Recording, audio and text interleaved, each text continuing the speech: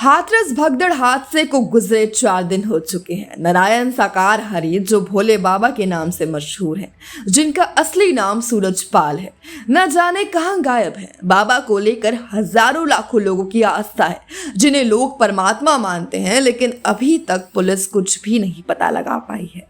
इससे पहले पुलिस बाबा का पता लगा पाती, उससे पहले बाबा का पहला बयान सामने आ गया है। न्यूज एजेंसी ANI के मुताबिक बाबा यूपी के मैनपुरी जिले में है, जहां से उन्होंने अपना बयान दर्ज कराया है। उन्होंने कहा है कि हम 2 जुलाई की घटना के बाद बहुत ही व्यथित हैं। प्रभु हमें इस दुख की घड़ी से उभरने की शक्ति दे।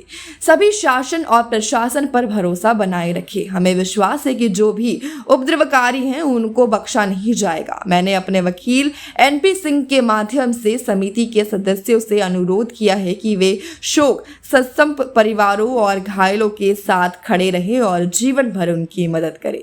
मामले में अब खुलकर राजनीति होने लगी है। शुक्रवार को कांग्रेस नेता राहुल गांधी ने हाथरस में पीड़ित परिवारों से मुलाकात की, फिर अलीगढ़ भी गए। वहीं अखिलेश यादव और मायावती का भी अब बयान सामने आया है। अखिलेश यादव ने तो प्रशासन के साथ साथ शासन के रवैये पर सवाल खड़े कर दिए हैं। उन्होंने सोशल मीडिया पर पोस्ट करते हुए लिखा कि प्रशासन हाथरस हादसे में अपनी नाकामी छुपाने के लिए छोटी मोटी गिरफ्तारियां दिखाकर सैकड़ों लोगों की मौत से अपने जिम्मेदारी का पल्ला झाड़ना चाहता है। अगर ऐसा हुआ तो उसका मतलब ये निकलेगा कि इस तरह के आयोजन में हुई शासनिक प्रशासनिक विफलता से किसी ने भी कोई सबक नहीं लिया और ऐसी दुर्घटनाएं भविष्य में भी दोहराई जाती रहेंगी। शासन प्रशासन किसी खास मंशा से व्यर्थ में ऐसे लोगों को गिरफ्तार कर रहा है जो मूल आयोजन स्थल से दूर थे और गिरफ्तारी के बाद उनको ही दोषी ठहराए जाने की तैयारी कर रहा है। ये गिरफ्तारियां स्वयं एक बड़ा षड्यंत्र है। इन गिरफ्तारियों की तुरंत न्यायिक जांच हो, जिससे ऊपर की भाजपा सरकार का खेल जनता के सामने लाया जा सके। अगर भाजपा सरकार ये कहती है कि ऐसे आयोजन से उसका कोई लेना देना नहीं था, तो फिर भाजपा सरकार को सत्ता में रहने का कोई हक नहीं है। इस कार्यक्रम में आए अधिकांश गरीब लोग दुखी, शोषित, पीड़ित, वंचित, दंपित थे।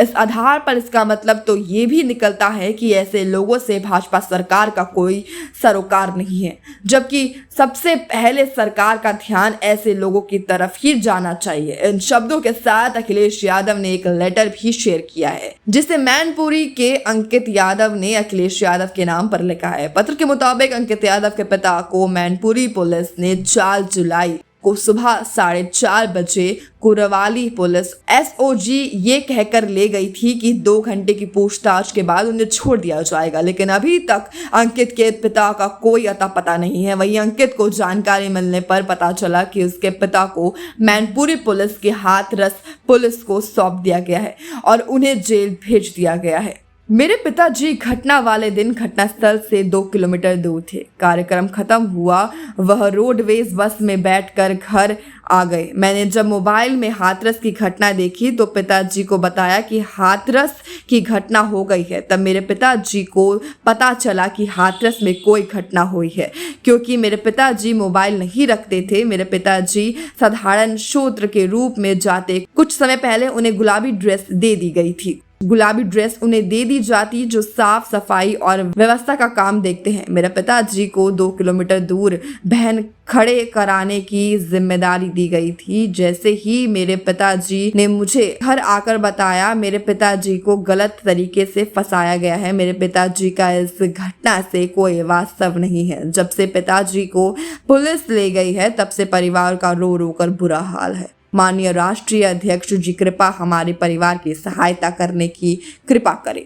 वहीं बसपा सुप्रीमो मायावती ने भी ऐसे बाबाओं से दूर रहने की सलाह दी है। उन्होंने कहा कि देश में गरीबों, दलितों व पीड़ितों आदि को अपनी गरीबी व अन्य सभी दुखों को दूर करने के लिए हाथरस के भोले बाबा जैसे अनेकों और बाबाओं के अंधविश्वास व पाखंडवाद के बहकावे में आकर अपने दुख पीड़ा को और नहीं बढ़ाना चाहिए, बल्कि बाबा साहेब डॉक्टर भीमराव अंबेडकर ने बताए हुए रास्तों पर चलकर इन्हें सत्ता खुद अपने हाथों में लेकर अपनी तकदीर खुद बदलनी होगी, अर्थात इन्हें अपनी पार्टी बीएसपी से ही जुड़ना होगा। तभी ये लोग हाथरस जैसे कांडों से बच सकते हैं जिसमें 121 लोगों की हुई मृत्यु अति चिंताजनक। हाथरस कांड में बाबा भोले सहित अन्य जो भी दोषी है उनके विरुद्ध सख्त कार्रवाई होनी चाहिए। ऐसे अन्य और बाबाओं के विरुद्ध भी कार्रवाई होनी जरूरी है। इस मामले में सरकार को अपने राजनीतिक स्वार्थ में ढीला नहीं पड़ना चाहिए ताकि आगे लोगों को अपनी